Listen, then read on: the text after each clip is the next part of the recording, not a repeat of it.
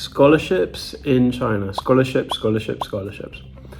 I realized that nearly any video that I make, and 90% of the questions that we get, is about scholarships in China. Students want to know how to get scholarships. So I'm just going to make a video just sharing loads of my thoughts about scholarships and my experience of scholarships in China. And I'm going to go through what are the scholarships, some examples of students who got scholarships and how they applied for the scholarships, and the pathways to get scholarships, all the different types. Then some of the things that I've learned about it and some tips on how you can get scholarships. And if you have questions that are not included, I don't talk about in the video, then let me know in the comments. So there's one misconception that a lot of people have, a lot of foreigners have, and a lot of Chinese people have, is that most of the students in China are on scholarships. And this is actually not true. So there's this research, and you can check out this pie chart here, which shows that actually only a fraction of the students in China do have scholarships. Everyone wants to get a scholarship. Even if you can afford to pay the tuition fees, you want to try and get a scholarship. And of course, why not? If you can get a scholarship, why not try and apply for it, even if you can afford it? So, but it's important to realize that only a fraction of students in China do get scholarships, and the majority of international students do pay the full tuition fees in China.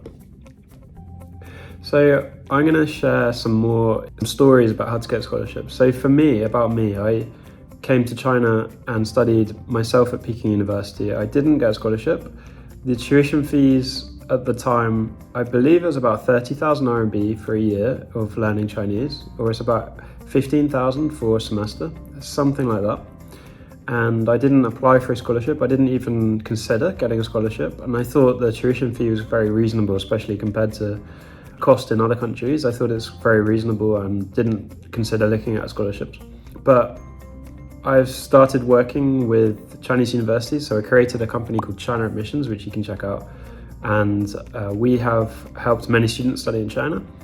We don't specifically help students get scholarships, but we have had a lot of experience with some of our students getting scholarships, some people we know having scholarships. So I'll share some stories about that.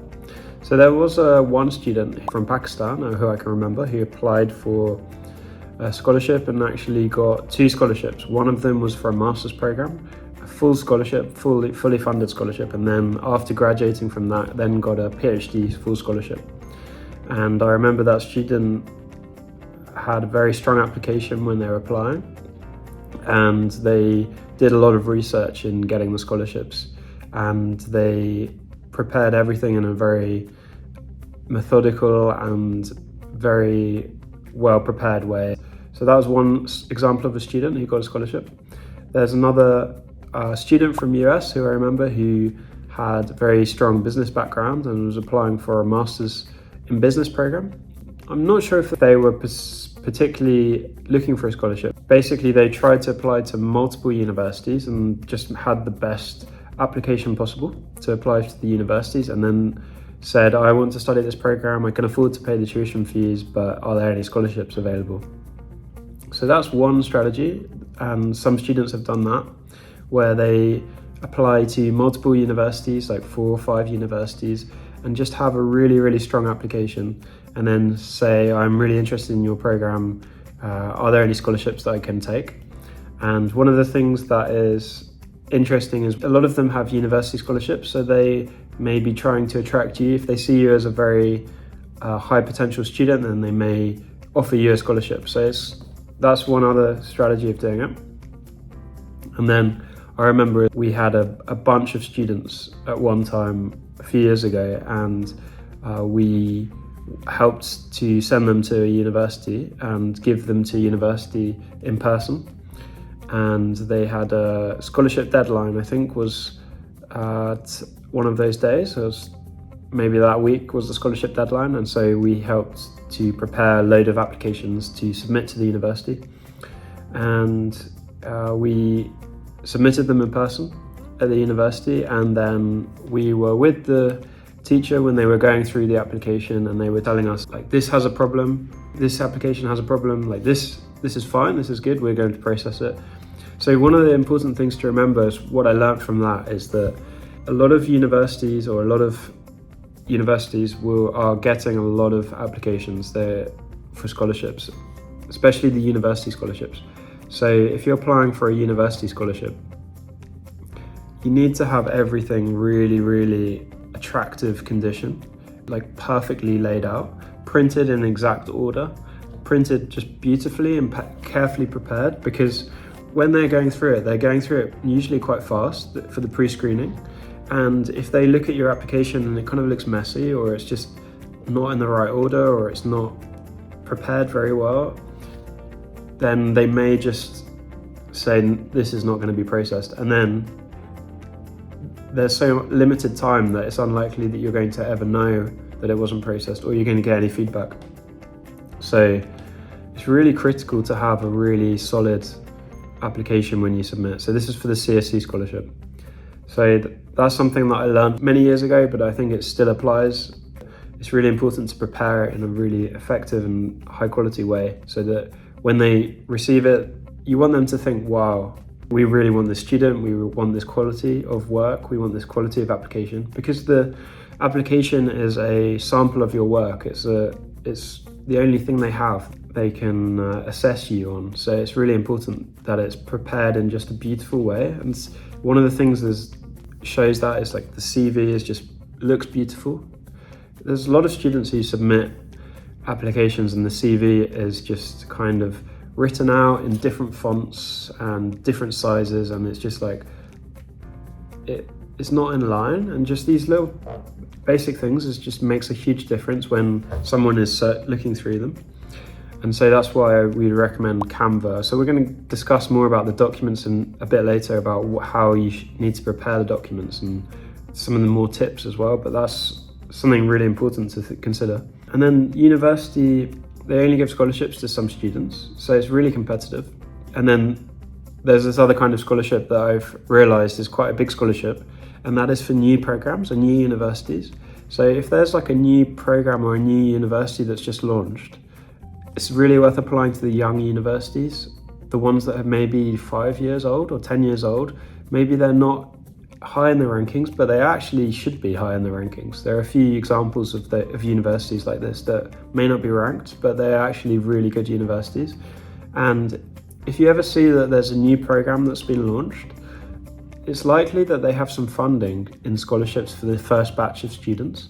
So it's really worth trying to apply to that. And I think pretty much all of the universities that have new programs, they do give an abundance of scholarships to new students. Usually they don't have the flow of students coming in yet, so it's less competitive if you apply for those. So I would really keep an eye out for new programs that have launched, because they have a lot more new scholarships for international students and can have a higher chance of applying. I'm going to talk a bit about some of the strategies on how to get scholarships, because it's really important to have a plan of how to get a scholarship. But first, I'm just going to introduce the main, maybe 3 types of scholarships that you can get. The CSC scholarship, and I've made a video about that with the instructions about that, and you can also check out the link in the description about how to get a CSC scholarship. It's kind of, I've already gone over it, so check out that video. Then there's the university scholarships as well, and that's many universities have their own scholarships. So you can apply to CSC university, you can apply to both, or you can apply to one. If I was applying, I'd definitely apply to as many as possible if you can, as long as you have the time available. I'll tell you this one student who applied to over 60 programs in different countries all around the world. And when you're applying to that level of universities, it costs a lot more money, because you have to pay application fees for each one. So each university may have an application fee of $100, $150, so you have to pay. But if you're applying to many more universities, there's going to be a lot more options for scholarships. So if you're looking for scholarships, I just do as much research as you can and just look at all of the options. Because in China, for example, there's 2,000 universities, there's like 2,500, but I mean, there's probably about 400 or 500 that may have your program in. You can check out on China Admissions, we have about 5,500 programs in English. Depending on what program you want to apply to, there's quite a range of programs, universities you can apply to. And Actually, if you look in China and you look around the world, there's a lot of options for you. So research is just really important to apply. Do a lot of research when you're applying to universities. So I'm going to share what the major pathways to getting a scholarships are, because these are types of scholarships. I mean, you have the CSC, you have the university scholarships, then you have the region scholarships. So the city may have a scholarship, like Beijing City may have a scholarship, or the province may have, like Jiangsu Province scholarship, where they're trying to attract more people to the province as well. So there's a lot of different types. When you're applying to the university, some of them you can apply when you've already been enrolled. For example, you already got accepted, then you can apply maybe in August and then you come in September. I think that's the Beijing City Scholarship, is like you get accepted, then you apply in August and then you come. And then there's some universities that give scholarships if you have really high grades in the first year. So maybe you didn't get a scholarship, you have to pay the tuition, and then they will give a scholarship to the top 10 or 15% of students who have performed really well. So this is like an incentive for you to work really hard and perform really well in your studies. So anyway, I'm going to talk about the pathways, how people usually fund the programs in China. So one of the most popular ways that most of the students, if you look back on the pie chart that I showed earlier, is mostly they will apply through family funding or their self-funding. And many people can do that, many people can afford to do that. And there are some very cheap programs in China that cost around $3,000 a year, $5,000 a year in total tuition fee. So you can come to China for about $8,000 if you include living expenses. So this is just really affordable for many students around the world. So this is probably the most popular way that students come to China and they fund their studies. Another pathway of getting scholarship is just being, one of the ways people fund their program is through scholarships. So one of the pathways of like the application strategy on getting a scholarship is to apply to the university and just have a really strong background, really strong application, and just seek to really impress them when you apply. So just make sure that when you apply to the university, you just have really strong application, you really understand the program. When you submit it, they really want you. They really think, wow, this application is amazing. That's what you want them to feel. That's what you want them to, the impression you want them to give. So that's important for every student. So it's really important to have that when you're applying. And then the other strategy is the CSC scholarship. So if you apply for the CSC scholarship, you need to really carefully follow the requirements of what the CSC scholarship wants. That includes checking out on all the forums. Like there's a lot of people who are writing their guides and how they got scholarships. So you can do that. And if you're applying for the CSC scholarship, you need to apply at the right time, which is in March, just after Spring Festival, around that time.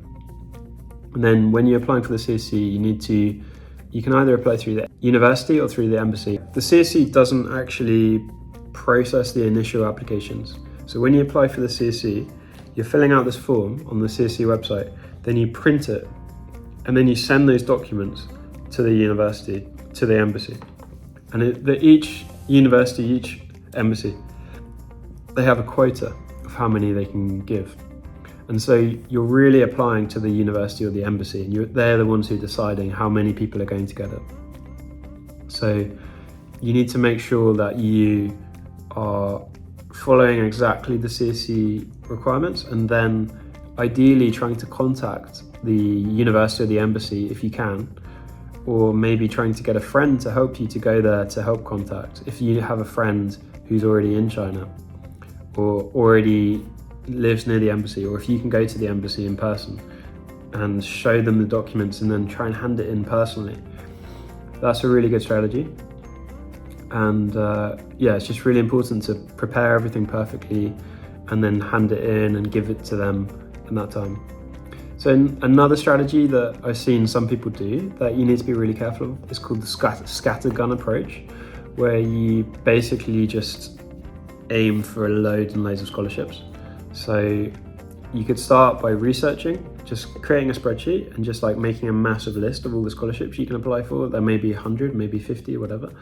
and then trying to identify, this is a scholarship, this is what I need to do, this is the link, this is how to apply, and then just like going through and applying to all of them. Kind of like the more that you apply to, the more chances that you're likely to get a scholarship. So that's also one approach. I would just be really careful, because you still want to make sure that you have a certain level of quality when you're applying to the application. If you're doing that, you need to dedicate a lot more time to it, to each one, because if you just sending off loads of really bad applications, it's not really worth it. So you still need to do them at high quality, but you can still just, I would just suggest is you can just look at all of the options, prepare all of the options, and then you can just do a lot of research and then just start applying to them and just have really strong applications. So there's also another strategy and another student who applied to study in China, and one of the strategies he used was he got accepted to the university, he got a scholarship, then he created a GoFundMe page, and then he shared this to all of his network on social media. He made a video about it and said, I'm going to study in this university and I need $10,000 or something. And I think some people do this in the US. If you can cover most of the fee but you need some extra, I mean, it's probably a lot easier for people who already have connections or who have people who can help them. It's probably not, because you still need to try and convince them, but this is one option of things you can do. So I've seen that work successfully for one student, and it's something that some students can consider. Another thing that you can consider is, if you want to get a bachelor's scholarship, the main pathway would be to learn in Chinese, because there aren't very many English scholarships in China for bachelors. So you could try and apply for a bachelor's in Chinese by basically looking at pathways where you're going to learn a foundation program and then you're going to learn and study a Chinese program. And this is a common pathway to getting a scholarship. So either a CSC scholarship, you can more likely to apply if you're looking for a bachelor's program. There are a few programs that we'll put in the description as well, which is like, for example, BLCC, Beijing Chinese Language Culture College, is one option where you can study a foundation program and then you can go off to a university.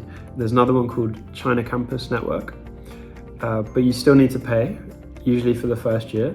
And then after so the fees are a little bit higher for the first year foundation program, but then once you've studied Chinese and you have this foundation, then you're more likely to get a scholarship. You can almost be guaranteed a scholarship for the rest of the program. As long as you hit certain grades, or you hit a certain Chinese level and certain grades, then you have this option of a full scholarship at the university. So this is a really, really good strategy to getting a scholarship in China. And I mean, there's so many different ways of getting scholarships, and it's really important just to research, spend a lot of time in researching and look at all of the options. Google, YouTube, university websites, scholarship page, asking universities about scholarships. You can contact all of the universities, ask them about scholarships. That's one way of doing it. I'm basically trying to share all this information for you guys for free, because we want to make it as easy as possible for you to get scholarships. So I hope it can be helpful. So I'm going to share also some cultural tips that I think is important to understand and that may be helpful for you to get scholarships as well. One of the things about scholarships in China is that a lot of information is not actually written online about application processes. You do need to find it out by asking people or through experiences. So this is kind of important, because then you can kind of go onto LinkedIn, or you can go onto Facebook or Instagram, and you can ask people from your own country or studying the program that you want and ask them if they know of any scholarships. I think it's important because often this information may not be written online, and it may not be written exactly as you can really easily understand. So it is important to ask people about it. So try and ask people, how do you apply? And I mean, even if the information is online, it may be in Chinese, it may not be in English. So that's really important. In China, there's a few a few differences of culture which may or may not be relevant. So I'm going to share. So one of them is I think it's a bit less direct in some ways to Western culture, so it can be a little bit less direct. And then they have the concept of face, which means that it's the concept of face, or like mianzi, is that you basically don't want to you want to show respect to people, especially in front of other people, and don't kind of criticize or cause problems in front of people, and kind of putting the relationship first and making sure things are kind of harmonious is a concept that's quite important in Chinese culture, being harmonious, and something that is important to consider if you're trying to be, you don't really want to be very combative, you want to be more relationship oriented. And another concept is the idea of guanxi in China, which is about connections or getting to know people, and that's an important thing to consider in Chinese culture, getting to know people and opportunities through people and through getting to know people. So I'm going to tell you some tips on how you can apply, some important tips and things that I've learned that can be helpful for you. And just before I go into that, I want to share 3 of my favorite food in China, just randomly. Chuar is like street food, which you can check out, it's really nice. Gongbao jiding is a common dish that every foreigner likes. And Wuhan reganmian is very tasty Wuhan noodles, which you can try. And Gongbao jiding is actually from Sichuan province. It's kind of spicy with peanuts and very nice chicken pieces. It's like very famous around the world. And Wuhan noodles, obviously from Wuhan. And you can see these chuar anywhere in China on the streets. It's a big part of Chinese culture, and it's really tasty, chuar. So what are some tips on how to apply for the scholarship? You basically want to make sure that you apply as early as possible, because universities and embassies, they have a quota. I mean, some of them may have a deadline, so you have to do it by that deadline, it doesn't matter. But many of them don't have deadlines and they just do it on a first come, first served basis. That's why applying as early as possible is really important. Even if they do have a deadline, it's really important to apply as early as possible, because then they will receive it and you may have some advantage there. They may start checking it, they may review it, and you don't want to be one of those people who sends it at the last minute, because it's possible that they may get so many at the last minute. Probably like 40% of the cases, it doesn't matter if you send the last minute, but maybe 60% of the cases it gives you an advantage to apply early. So why not apply as soon as possible? Just increase your chance of getting accepted. Don't leave things to the last minute, because I think a lot of times students want to leave things to the last minute if there's a deadline, and it's not that helpful if you're applying for scholarships. The other thing is that you need to make sure that your documents are just perfect. This is something I said before. So I'm just going to go through some of the documents and how to make them perfect. So when you apply for the CSC scholarship or you apply for the university scholarship, they'll give you a list of documents that you need to prepare. One thing you can do is just make sure that it's in the exact same order that they write. It just like gives some extra power into it and some advantage, and just giving to them in the exact same order. And then when you prepare the documents, just make it so it's beautiful. Just make it so that it's like really well organized. For example, when you're writing the personal statement, just have it so it's like really beautifully typeset. So it's printed on really high quality paper, really nice font. You have your signature on it. Just try and make it really high quality. Usually you want to put like 1.5 spaces on it, so that it just kind of feels a bit higher quality. Make sure the type font is really nice, not kind of some random low quality type font. Maybe something like Roboto, Latte, Arial, something like this that can be effective. I mean, it's always good to say that you have been learning Chinese if you're applying for a scholarship. It's always an advantage to say that. I mean, you got to make sure it's true. If you know that you're going to be applying next year, is to take a Chinese course. You can take a course on Coursera, or you can take some online Chinese course. For example, BLCE has some really good online Chinese courses. So if you can mention that in your application, it can be really powerful, because they're kind of flattered when people are learning Chinese and they know that you are serious and they know that you can fit in well when you come to China. So for the CV, when you're preparing the CV, you want to have a really beautifully looking CV. One way that you can do that is by using Canva. They have some really good templates for preparing the CV. The study plan, I mean, for the CV, you could have a photo of yourself. You could have, just make it one page. Don't make it 2 pages or too long. Just have one page. Just put, if you haven't really worked before and you're just a student, then just put your study experience, and then there shouldn't really be a need for over one page. Just make it really high quality, and then try and ask people who you know to give you feedback and try and help you with it. For the study plan, this is really important. It's even more important for PhD students, the study plan. They may ask for a study plan, they may ask for a research proposal, which may be slightly different things. The study plan is like, what is your study plan in China? What do you plan to do?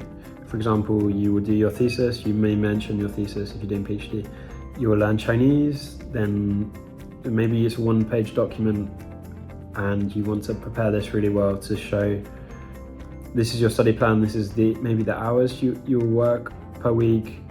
It's just a simple document that you want to prepare, and there's some samples online that you can check out.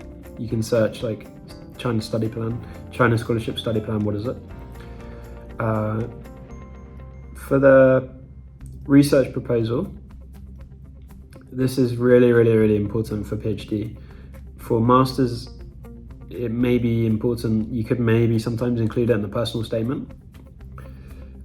For the medical exam, some universities need a medical exam.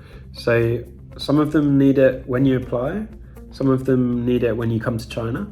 So there's a form that you can fill out, and then it's basically the format of the medical exam. So you need to take this to the medical center in your home country or a doctor, and then they will do this exam, and they need to make sure that you're healthy because one of the requirements of getting a scholarship or coming to China is to make sure that you're healthy, free from diseases. So when you're applying for that, you need to have that when you're applying for the scholarship and attach that with your documents. So that can usually take some time depending on the health system in your country. So you need to make sure that you prepare. Again, applying early is one of the most important things. And then when you're preparing for the CSC scholarship, you fill out the online form, then you print it out, and then you prepare that with the other documents together, and then you send it to the embassy or you send it to the university by post. So one suggestion I have, because I think that presentation is like so important in your application, is try and just make the order really good. You want to put the covering letter of the CSC scholarship at the top, and then try and bind it to, try and put it together in a nice envelope with a nice, you can get these kind of covers, these see-through covers to attach it, and then you can put a paper clip so that it all stays together. And this can help for them to see that it's a high quality application, because the presentation, I think, is one of the things that they go on when they first see it. So you want them to feel like you put in a lot of effort into it. And so just make sure that you check everything really carefully. Make sure you sign the document. For example, your personal statement looks nicer if you have a signature. These kind of things. So some other things is when you're applying is choosing the cities and choosing the universities, like choosing where you're going to study. Because if you're choosing, for example, like Shanghai may be more competitive than other cities because a lot of students want to go to Shanghai. Some universities in smaller cities that are less well known may have a higher chance of getting a scholarship. If the university is not as high ranked, may have a higher chance. And if you want to study Chinese language, you can learn anywhere really. All the Chinese universities will have a similar level of Chinese teaching. One of the things that you might want to think about is if you go out into the city, you want to interact with the people. Probably the best place would be Beijing or Tianjin to study Chinese, because you know that all the local people, all the old people, they're going to speak the same language that you're learning in the classroom. But whereas when you go to Shanghai, or if you're going to the south of China, many of the people, especially the older people, are going to speak local language, like Shanghainese, which is very different. It's like as different as English and Italian. It's kind of similar to European languages in some way. Well, the difference between European languages and Chinese languages is that they may have the same characters, but they say it in a different way. So I definitely think it's an advantage to be in Beijing or Tianjin. You're just going to hear the same language, and the taxi drivers. There's a lot of people go to Shanghai and they don't really learn Chinese very well. Firstly, because there's so many foreigners there. Secondly, because local people don't speak Chinese, like they don't speak Mandarin as much. Obviously, the young generation and the official language is Chinese, but local people, the taxi drivers, people in the shops, they're going to have usually they'll have a bit of an accent, and they may speak local Shanghainese quite a lot. I mean, they're going to speak Mandarin as well, because it's the official language, but it seems like it's an advantage to study in Beijing and Tianjin. But I've been to many cities in China, for example, where I speak to them in what I think is pretty good Chinese, but they just don't understand, and they have very different accents. So it can be hard to communicate in different regions with different Chinese, usually with older people. I think the younger people, they all have very good standard Mandarin everywhere. This is just something to think about as well. But there are many cities, many places you can study if you like to study in the cold. For example, if you're from Russia, you might like Harbin. If you're from Africa, you may not like Harbin. If you're from Philippines, you may like somewhere where it has a more similar climate, like in the south of China, like in Guangzhou or Shenzhen, or some of these other cities. So it's important that research is important. So another thing that is a tip when you are preparing your application is just the quality of your writing. This is kind of a skill that you can't really improve in one day. It's like an ongoing process. But I've believed that writing is like one of the most important skills in how you think and how you are educated.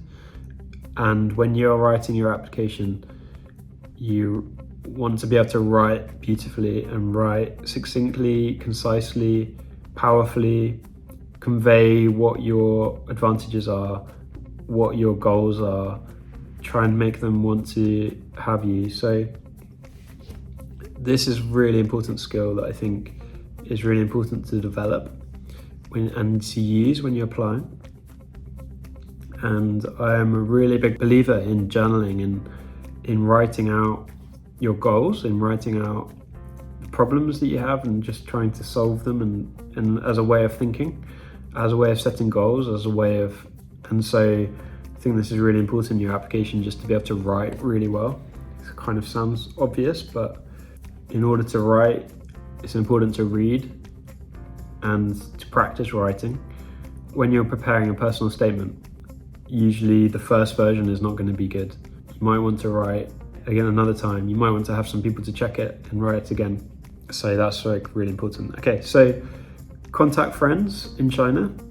When you're applying for the application, you want to prepare your application. You can go on like WeChat groups, or you can go on Facebook, or you can ask friends if you know anyone in China, to ask them to check your application. And you can ask if you have a parent or if you have a career coach at your school or university, you can ask them to check it, ask them to give feedback. The other tips I have is to visualize what you want and have a clear vision and a clear goal of what you want. So, and then to convey this in your application, like have a specific plan about what you want to learn, why you want to learn it, what you want to do, and have this really clear plan. And then just research. And when you're visualizing your plan, you want to have a really clear plan, write out the goals of what you want to achieve, be really, really specific. And you also want to write this in your personal statement, just be really specific about what your goals are. And then work backwards. So for example, you want to become an engineer in your home country, you want to get a Master's of Engineering in China, then you want to go back to your home country and you want to maybe get some internship in China between your country and China, and have this kind of thing in your application. Like make it really think about it, set your goal, work backwards. So this is like a load of different things, a load of different thoughts I'm just sharing with you guys. So if that's helpful for like 1 or 2 people, that would be amazing. And I hope it can answer some of your questions, because we get so many questions. But if you have more questions, let me know in the comments. I can do another one with the top questions that we have. And wish you good luck in your application. And also check out some of the links in the description that can be helpful for you to research more, and hope you can get a scholarship. Cheers, guys.